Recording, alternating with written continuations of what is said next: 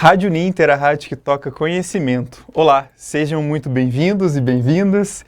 Estamos começando mais uma edição do programa Sua Carreira, programa que se destina a falar sobre profissões, tendências de mercado e muito mais. Hoje vamos falar sobre a gestão estratégica empresarial. Justamente para isso convidamos o professor Eliseu Alves, que é coordenador do curso de Gestão Estratégica Empresarial da Uninter. Seja bem-vindo, professor. Obrigado, Evan. Bem-vindo a todos, é muito bacana, agradeço o convite. Se lisonjeado em participar desse programa, é muito bacana poder falar sobre carreira, né? Falar futuro, tendência. Então esse programa tem uma função muito bacana em trazer esses insights para a galera aí. Então, neste ano, só para a gente citar rapidamente, né, professor, anteriormente a professora Vanessa Rolon era coordenadora, o professor estava na tutoria e esse ano o curso recebeu a avaliação do MEC que tirou a nota máxima. Isso. Então, só para a gente dar uma dica inicial do que vai ser esse programa. Eu era tutor, né? Eu fazia parte do corpo docente. Do corpo docente. Isso. Uhum. Da equipe, né? Da equipe, né? Como um todo. Isso. E também para apresentar um pouquinho do Eliseu Alves, né? Ele é doutor e mestre em administração, né? Doutor e mestre em administração, ele possui graduação em administração e MBA em gestão de marketing pelo Centro Universitário Internacional Uninter e também faz parte da equipe, né, da Escola Superior de Gestão, Comunicação e Negócios da Uninter. O professor tem 5 livros publicados, né, além deles 2 e-books. Isso. 5 deles são pela editora Intersaberes. Accountability e Transparência Pública, uma proposta para a gestão pública de excelência, o livro Varejo Digital 5.0, O Mundo Agora é Outro, Sistemas de Informações e Marketing, uma visão 360 das informações mercadológicas, Marketing de Relacionamento, como construir e manter relacionamentos lucrativos e também o consumo e sociedade, um olhar para a comunicação e as práticas de consumo. Também o professor tem mais 2 e-books que são... da Contexto. Gestão de obras públicas e gestão de startups. Olha aí, então várias dicas aí para também poder mergulhar nesse mundo da gestão e dos negócios. Sim. Também. E aí, para a gente falar um pouquinho dessa temática... Professor, a gente falando um pouquinho dessa gestão estratégica, né? Como que se constrói, né? Quais são os pilares da gestão estratégica? Como que ela acontece no dia a dia das empresas? Então, Evandro, a estratégia, mas nada é um caminho, né? Então, vamos supor, você está aqui agora. Para chegar até aqui da sua casa, você teve que ter só uma estratégia. Você estava no A, que é a tua casa, e o B, que é aqui, sentado ao meu lado. Então, você teve que traçar esse caminho. A estratégia é traçar esse caminho. Só que da sua casa até aqui, você teve vários fatores controláveis que você tinha e incontroláveis. Vamos supor, podia bater o carro, Deus o livre, tá? É um desejo, não é um pra você, tá? Uhum. Mas poderia acontecer várias coisas, igual ontem choveu um monte, enfim. Então a estratégia, o pilar dela é o olhar ambiental. Você vai olhar o ambiente que a empresa ela participa e a partir desse ambiente ela vai entender o que ela controla, geralmente internamente ela controla, e o que ela não controla. Ela se defende muitas vezes, né? Que é a questão das ameaças e oportunidades. Então, a partir daí, quando eu olho esse mercado, eu traço esse caminho. Então, a empresa, todo ano, ela tem uma meta, um objetivo anual e um objetivo a longo prazo. A longo prazo a gente chama de visão, que é o que ela quer ser. Então, para chegar nesse ponto B, o que ela faz? Ela traça a estratégia, que são os caminhos possíveis, porque não existe um único caminho, são caminhos possíveis. Então, o pilar é o quê? Planejamento, ferramentas, né? A gente vai falar um pouquinho sobre isso no final, mas ferramentas para analisar esse ambiente. E muitas vezes, Evandro, é muito complicado. Eu estava pensando assim, né? Eu acho que você, a Bárbara, o Arthur também, 2020 eu estava pensando, esse é o ano da minha vida. Sabe que esse mês vai ser um ano muito bom? Que ano legal que vai ser, um ano maravilhoso. E mas foi um ano pandêmico que muitas coisas que nós tínhamos planejados e pensados acabou mudando muito. Então, muitas vezes, mais que você planeje, pode acontecer coisas adversas, como a pandemia, que te faz repensar a estratégia. Então, ela não é estática. Então, o grande pilar dela é observar esse ambiente que ela se situa, no caso das empresas, né? E qual ambiente que ela está, quem são os concorrentes, clientes, fornecedores, quem o substitui, que às vezes um produto pode substituir o outro, não necessariamente é o mesmo produto. Então, esse pilar é esse olhar mais afinado ao ambiente que ela está inserida, ambiente de mercado, né? E a gente observa, até veio na minha mente ali, até um pouquinho da pandemia, 2020, enxergar, a gente viu uma ameaça, né? Uma ameaça, enfim, um novo vírus que a gente não sabia como lidar, né? E também tem outro lado, as oportunidades, né? Como é que a sociedade se comportou naquele momento, professor. E aí, esse profissional, né, ele... Queria que você falasse um pouco desse mercado de atuação, né, desse gestor, né, que vai estar pensando em estratégia, né? Que mercado quais mercados? Geralmente todas as empresas precisam de estratégia, então acho que desde as empresas pequenas, mas até as empresas de grande porte. Então precisam ter essa estratégia bem alinhada. Até o professor falou essa questão de visão, né? A gente tem missão, valores, então acaba entrando nessa área. Então, empresas, organizações públicas e privadas, né? Prefeitura planeja, né? A gente fala que o governo tem até a discussão da PEC, essas coisas, né? Até porque o ano que vem, poucas pessoas devem saber disso, o ano que vem, o primeiro ano do governo do novo presidente, não foi ele que planejou. Porque tem um projeto chamado Projeto Plurianual, que ele dura 4 anos. Então ele pega sempre o primeiro ano do mandato de quem acabou de ser eleito e próximos 3. Então ele vai atuar no governo que ele não planejou. Então, o poder público tem essa questão do planejamento. E todas as empresas, pequena, média, grande, pessoas.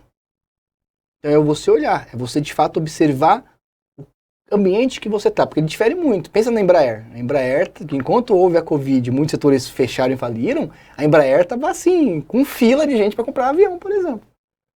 Então, assim, para ela, a pandemia em si foi maravilhosa, né? Olhar, obviamente, estratégico, né?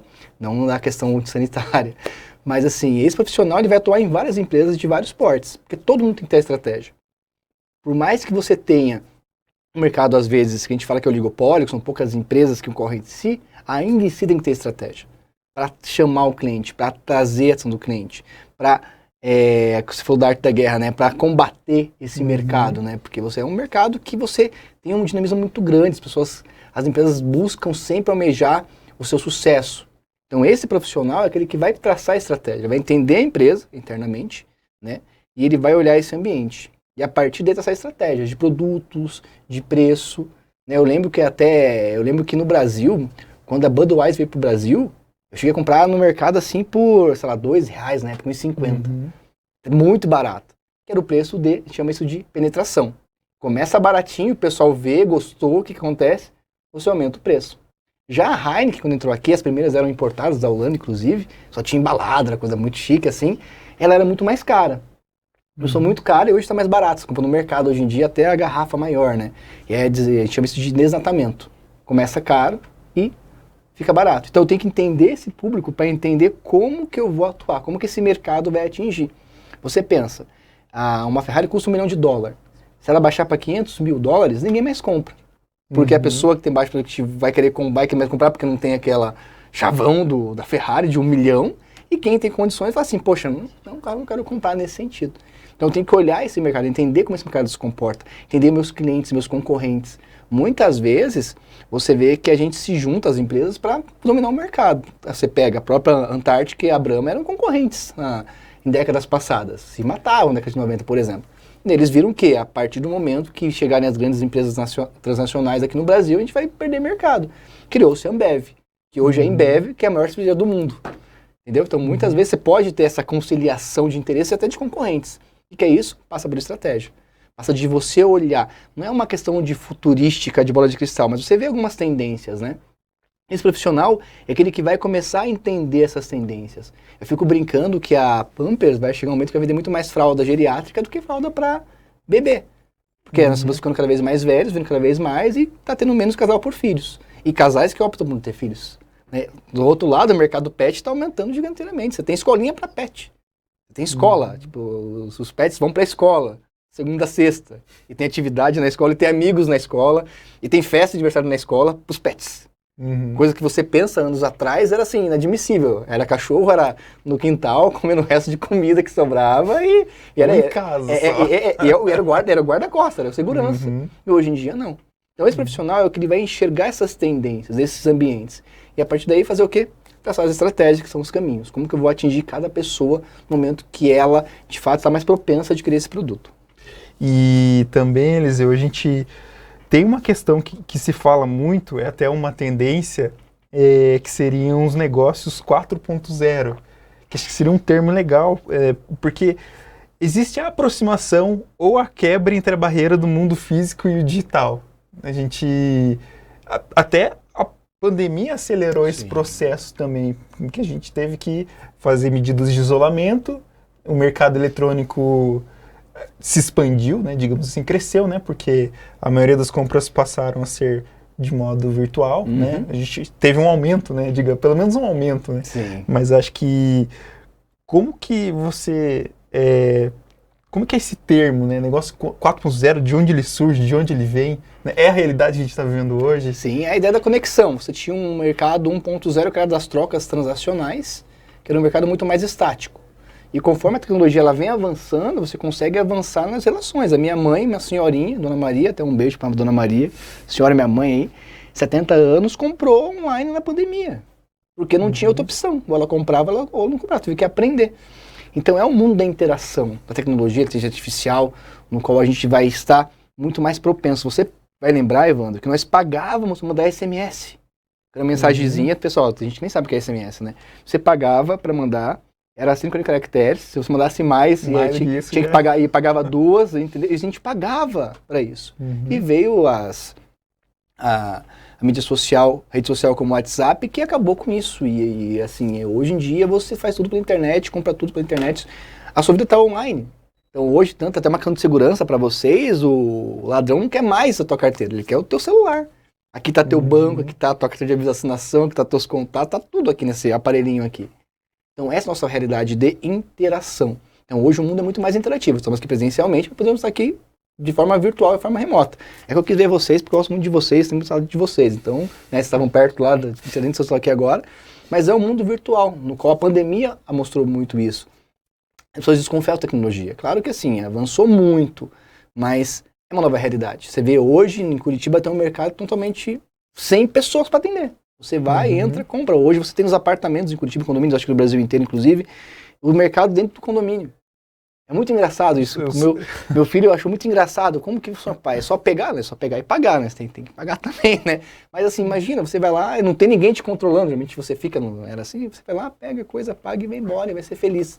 Então esse é um novo tipo de realidade do 4.0. E também tem que pensar em estratégia para isso. Como que eu vou, de fato, ser o diferente? Porque no mundo físico, o termo, inclusive, é digital, né? Quando você pega esse megazord digital e presencial, é digital o nome do termo. É um mundo que você não tem mais as barreiras. Então tem que ter uma cidade diferenciada. E há pessoas ainda que gostam de ir no mercado, fazer carrinho, tem pessoas que gostam ainda de fazer, é tipo um programa de domingo, lá, vai no carrinho com a família, no mercado, coloca os produtos. E pessoas que não compram online. No mundo físico, você vê muito claro essas barreiras, né? No virtual já não. Você pode ser um pequeno que está entre os grandes. Com a visão muito mais horizontal, você vê todo mundo igual. Não é à toa que o Mercado Livre é um dos maiores portais de marketplace, que a gente fala, que é tipo shoppings online, né, do Brasil. Porque todo mundo pode vender e comprar lá. Pela facilidade de você dar 3 cliques e você compra uma coisa. Eu fiquei impressionado uma vez, sempre dou esse exemplo, quando eu comprei um tênis pelo WhatsApp, pelo Instagram, desculpa. Eu fiquei impressionado, estava na minha timeline, apareceu um anúncio de um tênis, de uma loja, Centauro inclusive. Achei bacana, dei 3 cliques. Cliquei no produto, escolhi o tamanho, já cliquei para associar minha conta lá e já pagar. Então, esse é o novo mundo. Para mim funcionou. Para pessoas não. Alguns ainda gostam de ir lá na loja, ver o sapato, experimentar o sapato. E você muda toda uma estratégia, porque assim, segundo a lei, se a Bárbara for numa loja comprar uma saia, e ela comprou a saia, experimentou, foi para casa e se arrependeu, não pode devolver. É lei. Ela se arrependeu. Não tem erro de fabricação. Já online você já tem isso. Ela vai lá, entra num site, compra uma saia, chega na casa dela, ela tem 7 dias para ela devolver essa saia. E aí entra a questão do marketing, quando você vê assim, tipo a Netflix, um mês grátis, 7 dias grátis. Não é os 7 dias que é grátis. É 7 dias legal que você tem para cancelar a compra por arrependimento. Tudo que você não compra, que você não vê o produto, você pode cancelar. Ou serviço. Você pode cancelar. Tudo compra por catálogo, por telefone. Então a empresa começa a pensar, poxa, se eu falar isso pro cliente, vai assustar ele. Como assim eu vou desistir? Vou cancelar porque é ruim? Não, você tem lá 7 dias grátis. Depois de 7 dias, se você gostou, fechou-se o contrato comercial e você continua pagando. Mas tem que se arrepender nesse sentido. Então, esse é o novo mundo dessa interação. Eu tenho aquele filme chamado Eu, Robô, com o Will Smith, que é bem legal, inclusive. É uma tendência chegar a esse momento. Claro que daqui a décadas, né? Mas é uma realidade. Você comprar alguma coisa e vir um dono te entregar. Então, já há esses testes. Aí você tem a questão dos carros autônomos. Está acontecendo, no Brasil vai demorar muito, porque você tem uma questão do carro, ele é uma inteligência, que tem que entender que a rua, para ele tem que ser uma rua muito clara. E no Brasil você tem rua, pega Curitiba. É muito legal. Você tá a 40 por hora, você vira à esquerda, vira 50. Aí pega a direita, você vira 60. Aí você pega uma rápida 70, depois você volta para 40. Então você tem que ter esses indicadores. Então até para pensar, imagine eu sou uma empresa, estou desenvolvendo um carro autônomo, como que eu vou em cada país trabalhar com a questão da realidade local? Então, e é isso que a tecnologia está trazendo. E é muito importante. Você pensa, pegar táxi era uma fortuna. Era coisa de pessoas com muito poder aquisitivo. E você não sabia o que acontecia, não sabia o trajeto, o valor do pagamento sempre era uma surpresa final. Hoje em dia, com a Uber, por exemplo, a 9, é muito mais fácil. Já sabe o trajeto, sabe quanto vai custar. Muito mais prático. Pagar com cartão e por aí vai. Esse é o mundo 4.0 que nós estamos vivendo. E Eliseu me fez lembrar um pouco essa tecnologia muito utilizada em empresas, mas também utilizada em alguns condomínios, essa tecnologia do micromarketing. Isso. Que você vai lá, compra o produto, escaneia o código, né? Sei lá, seja QR Code, seja via aplicativo, né, no celular, então já sai com o produto ali, né? Aquele baseado na confiança. Até recentemente a gente teve em Curitiba uma grande loja de um supermercado, hipermercado, que adotou também essa prática sem atendentes ali, que a pessoa passa o produto na máquina, enfim, já pode levar por meio de sensores, né? Questão do peso. A questão do peso, a pessoa tira ali, então é muito legal. Bacana essa ideia. Eu lembro que fui no mercado, a primeira vez em São Paulo e Jundiaí. Primeiro mercado que eu fui que não tinha, que era autoatendimento, né? Não tinha caixa físico, né? E era muito legal porque tinha pessoas de olho em você, né? Rondando, tinha câmeras em cima da gente, assim. E aí você fica até assustado, né? E é legal, na época a tecnologia era mais precária, que era um comecinho, era por peso. Você colocava a sacola ali, aí você passava lá um Danone, por exemplo. Você já sabia qual era o peso, colocava lá, ia pesando. Então tudo que você colocou e passou na máquina, eles calculavam um preço e tinha que dar aquilo na sacola. Se desse menos, significa que a coisa estava errada. Se desse mais, você estava levando coisa que você não tinha passado na maquininha. E só liberava para você pagar quando você pesava tudo certinho. É uma coisa de louco você pensar. É a realidade. Você pensar que nós temos de armazéns no passado, que era tudo a granel. Você tinha os sacões, os negócios de milho, arroz, farinha, que sei lá, pegava para algo tão automatizado. E a parte boa, que tem a ver com isso, que é essa aprendizagem. Porque a partir do momento que você faz isso online, eu sei que o Evandro gosta. Quem me conhece de verdade é meu celular. Ele sabe pra onde que eu vou, pra onde que eu não vou, ele sabe tudo, sabe o que eu gosto, com quem eu converso. Eu desabilitei aqui a Siri. Lógico que ela tá te ouvindo. Faça um teste, fale alguma coisa assim, perto do celular, que depois só vem anúncio sobre isso. Então é uma nova realidade. E a estratégia tem que entender isso. Não é mais a questão do passado, que era muito mais fácil você traçar uma estratégia a longo prazo, porque era muito distante. Coisa que não é. Pra pandemia, por exemplo. Eu lembro que assim, em 2019, tava pegando fogo a pandemia na China, e nós vimos isso na televisão. A televisão anunciava isso, de uma nova pandemia, e tava aqui a gente no carnaval pulando em 2020, carnaval. Quem nunca imaginou que chegasse aqui, porque sempre tem essas pandemias, tem a ebola na África, por exemplo, sempre tem. E eu não assustava tanto porque, como a África não é um meio comercial gigante como a China, não chega mesmo. E a China, que é o coração comercial do mundo, é impossível se manter o vírus ali, por exemplo, porque tudo passa por lá. Tudo. Eu tenho meu celular foi feito lá, por exemplo. Entendeu? A tecnologia é americana, né? Estadunidense, mas foi feito lá. Então tudo passa por lá. Eu tenho que hoje entender como estrategista não só uma questão local, que era muito mais fácil planejar. Hoje em dia não. Hoje em dia tem que ser absurdamente difícil você entender a tecnologia e como isso vai impactar as pessoas, né? Pensar dessa forma global. E aí, Eliseu, a gente tem até um termo que me chamou atenção aí, que é o machine learning. Né, ou seja, é o aprendizado por máquinas. Né? Então, a gente tem hoje impressoras 3D, máquinas de pagamento, que é o caso do micromarketing, mas podem ser também interfaces uma máquina de lanche conversar com uma máquina de cartão de crédito e débito e fazer essa transação, que é uma coisa que está sendo modernizada. Recentemente a gente viu num shopping primeira máquina que vende maçã do amor. Sim, maçã do amor. Coisas novas, algodão doce. E aí, a gente está cada vez mais próximo, né? Então, até aprendendo na questão de buscas, né? Site de buscas, né? O próprio computador, né? O próprio celular vai se modelando para, enfim, programar palavras-chave para poder facilitar a busca. E aí, Eliseu, a gente tem 2 perfis dentro desse gestor.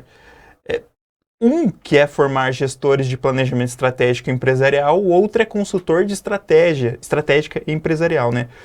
Quais que são as diferenças, né? Atuar de um lado consultoria, do outro lado como gestor de planejamento. Então, o curso é tão estratégico que pensa na estratégia. Porque sabe assim, né, Wanda? O Abel Unis atua no mundo inteiro, né? Nem só no mundo inteiro. Então, só no Brasil aí são mais de 5 mil municípios, 26 estados, Distrito Federal, são mais de 700 polos, estamos no mundo inteiro. E são 2 perfis, por quê? O perfil de estrategista é aquele que vai trabalhar numa empresa única. Então, eu trabalho numa empresa pequena, média e grande, e eu penso aquela estratégia. Então, é um lugar que eu vivo que não tem estrategistas. Então, esse é o perfil indicado para quem quer ser estrategista. Poxa vida, até as empresas ainda não tem muitos estrategistas formados que entendam. O curso tem disciplinas que focam muito as ferramentas, né? Então, é esse perfil. Por outro lado, eu tenho um consultor. Pense a gente em Curitiba, a gente vai ter aqui um monte de estrategista. Concorda comigo? É a capital, 1.800.000 habitantes, um monte de empresa, premiada, enfim. Será que aqui não é o espaço de ser um consultor? Porque muitas vezes o estrategista tem que sempre buscar o conhecimento. E o mercado muda muito. Então, muitas vezes eu contrato uma consultoria. Então, muitas vezes eu tenho que pensar o seguinte, na minha cidade, já tem a demanda para o estrategista? Eu tenho espaço para ser estrategista de alguma empresa, que é média grande? Ou eu não posso ensinar outras empresas como fazer estratégia? Isso chama isso de loco-regionalismo. O aluno, a partir da cidade que ele está, do ambiente que ele está, ele faz. Então já começa no curso fazendo uma análise ambiental. Na minha cidade, o que vai precisar? Mais consultor ou mais, de fato, estrategista? Né? O que vai, de fato, pegar na mão na massa, uma única empresa e pensar aquela empresa? Ou quem vai prestar serviço para as outras? Então essa é a grande ideia, né, desses cursos. E esse é o perfil. O primeiro, ele é estrategista, ele vai, de fato, focar a estratégia para uma empresa. O mais é consultor. Eles têm em comum 14 disciplinas. Então, são 14, que é o coração do curso, até o nome é Core Business, né? Olha que bacana, Core Business é o core do curso. E a partir de então, são 10 que ele escolhe esse caminho. Então, se ele vai para um caminho muito mais de estrategista, ele vai ter algumas ferramentas que são de análise interna. Se ele for para uma linha de consultor, ele vai para uma linha de outras ferramentas.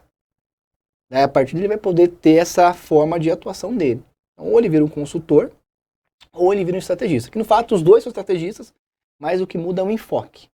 Então tem a ver com a escolha da carreira dele. Tem que saber o que ele vai atuar nesse mercado que ele entra, que ele quer adentrar, né? Ele tem que ter essa opção e essa escolha. Então já começa o curso escolhendo para o caminho que eu vou. E claro que para isso tem toda a equipe da tutoria do curso, o pessoal do CMA, tem todo mundo para ajudar ele nesse caminho, no caminho solitário. Não é que ele escolhe assim, não. Ele tem que ir ao longo de 7 semanas, ele recebe bonitinho, ele lê, ele escolhe. E a gente ajuda eles a essa escolha. Então, não é uma escolha assim, meu Deus, e agora? Disciplinas que pode escolher, ele pode se adaptar de acordo com um dos perfis. Exato. E se eu não quiser se eu quiser fazer uma de cada perfil, pode fazer também. É um terceiro perfil. Então, assim, a gente fica pensando que assim, ele ganha um Lego que ele vai montando conforme a carreira dele. Então, na minha cidade aqui, eu vejo que essa ferramenta aqui é muito mais importante. Eu vou ficar nessa ferramenta. Para que essa daqui não pega muito bem? Porque tem essa questão do regionalismo. Não adianta. Coisas que funcionam e não funcionam, né? Tanto que a pessoa carrega, por exemplo, mandioca num estado e entrega aipim no outro.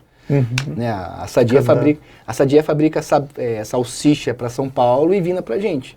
Que foi um grande choque que eu tive quando soube que aqui salsicha é vina, tá? Se você não é de Curitiba, né? Enfim. Outra coisa que me assustou aqui foi o cachorro quente ser prensado lá em São Paulo, né? Eu sou de Osasco, professor Aquiles, tá vendo? Eu sou de Osasco. Capital mundial do cachorro-quente, lá cachorro-quente é cachorro-quente com purê de batata, com um monte de coisa. E que não é muito característico aqui. Purê, né? Purê, cadê? Não tem, purê, os molhos vão dentro, não fora. A gente coloca o molho dentro, enfim. Que é característica, então tem que entender esses mercados, são diferenciados, né? E também, Eliseu, esse profissional precisa fazer análise dos cenários e tendências, né? Acho que ele tem que ter essa percepção Né, são vários fatores, né? A gente tem as oportunidades, ameaças, né, que tem lá na análise SWOT, que é um dos exemplos de ferramentas, acho que são... É o mais famoso. É o mais famoso. É o mais famoso. Mas aí tem que saber analisar esse momento, né? Oportunidades, ameaças, fraquezas e forças, é isso mesmo. Isso, força, fraqueza, ameaça, oportunidade. Isso aí. Que também é conhecido como FOFA. Mas então, já estamos se encaminhando aqui para o final, professor, queria que você deixasse então algumas dicas então para quem vai ingressar nesse curso, né? Quais são as habilidades e competências que esse profissional precisa desenvolver?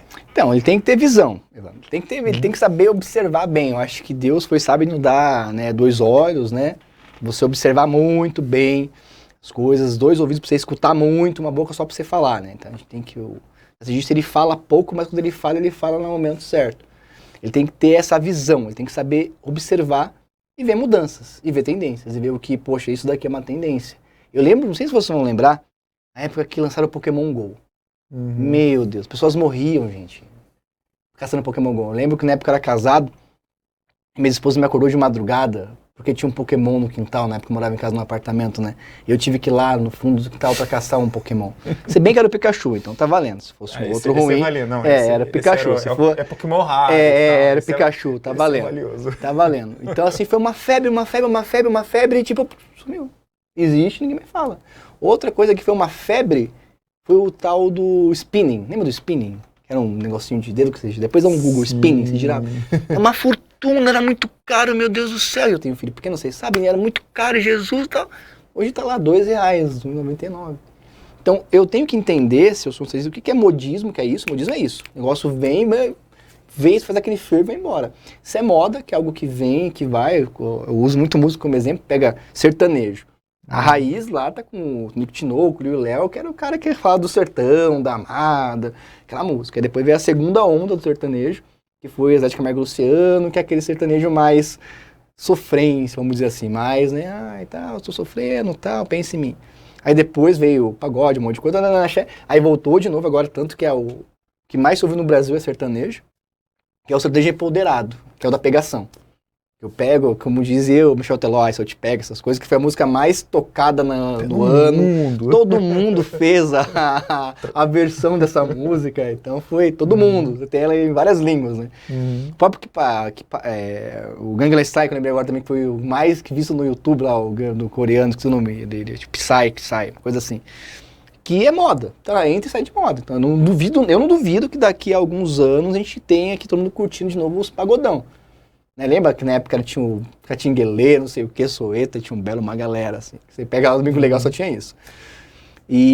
Ou é uma tendência, que é algo que tá, tipo, mudando mesmo. Meus avós maternos tiveram 18 filhos. Minha mãe tem 17 irmãos. Né? Tudo parto natural na época, pensa nisso, tadinha da minha avó, né? E tudo assim, escadinha assim, né? Minha mãe teve 4 filhos, eu tenho 2, e tipo, 2, não tenho mais. Meus filhos vão ter filhos? Eu não sei, eu já não sei dizer isso. Eles podem optar por não ter filho, para ser pai de pet, né? Então eu quero ter pet, eu quero ter isso, e então você tem essa mudança, é uma tendência muito grande. Vira uma mega tendência, muda todo o social. As composições mudam, casas, apartamentos que eram feitos gigantescos, hoje são micro-ovos, porque você já sai do quarto e já está dentro da cozinha, basicamente, porque mudou esse perfil.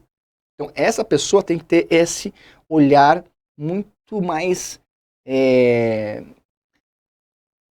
assertivo nessas mudanças, porque as coisas, e isso vai impactar, a questão de lei, o que pode, o que não pode. Eu lembro que eu ficava eu andava sabe um Fusca lá no final do Fusca, lá, que era o Fusca com o motor na frente, né, motor atrás, né? Aquela partezinha assim, Brasília, cinto de segurança, que era isso. Nem tinha. Nada. Até fui brincando, eu fiz, não me orgulho, mas eu já bebi e dirigi, porque na época podia, já fumei embalada, coisa que não pode, entendeu? Tipo assim, é as tendências que mudam. Então tem que observar esse ambiente e ver o que vai mudar. E nesse caso, o curso superior é de fato algo que as pessoas esperam, porque na faculdade você desenvolve competências muito importantes. Não só para enquanto você é profissional, mas também para a sua vida. Você torna-se alguém diferenciado, porque você tem esse passo atrás, porque o curso superior é a ciência, né? Você se torna um cientista, você começa a ter um olhar muito mais crítico para as situações, Evandro. Isso aí. Eu acho que é isso.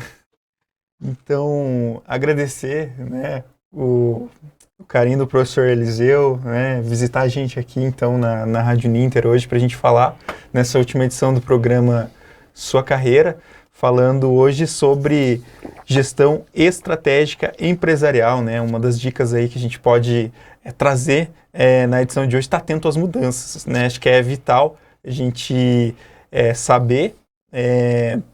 ter esse olhar aguçado, acho que o professor disse. Aguçado. Obrigado, Evandro. Obrigado. Acho que essa palavra estava bem aqui. Ela estava indo, mas às vezes aconteceu, mas não estava. Daí eu acho que essa palavra é interessante, né? Mas o sinal, eu mandei bem o sinal, tá vendo? O sinal é um gatilho. Então, acho que a gente, então, se despede do programa Sua Carreira, né? Falando sobre mais uma profissão, mais uma tendência. Tendência é o que mais se deve analisar dentro da estratégia.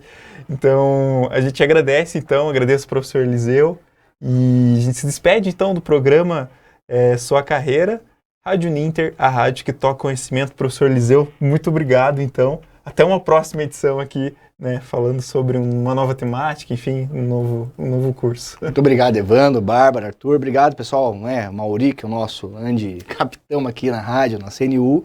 Muito feliz de participar, bacana saber que foi o último que está fechando o ano, bacana, fico feliz de saber essa informação e conte comigo ano que vem, estou à disposição de vocês aí. O trabalho que vocês fazem na CNU é muito importante, na rádio, então, eu acho que é um trabalho pioneiro, eu acho que assim, há uma diferença muito grande de quando vocês produzem conhecimento acadêmico com uma linguagem não tão acadêmica para todo mundo ter acesso, isso é muito bacana, é o que de fato faz o conhecimento e adiante, né? Senão fica aquela parte mais acadêmica, enfim, não chega nas pessoas que realmente precisam escutar e entender. Parabéns para vocês aí. Sim, sim. E claro, com vocês, professores, são essenciais, né? Para a gente construir esse conhecimento, né? E então a gente se despede do programa Sua Carreira. Até a próxima edição. Até o ano que vem.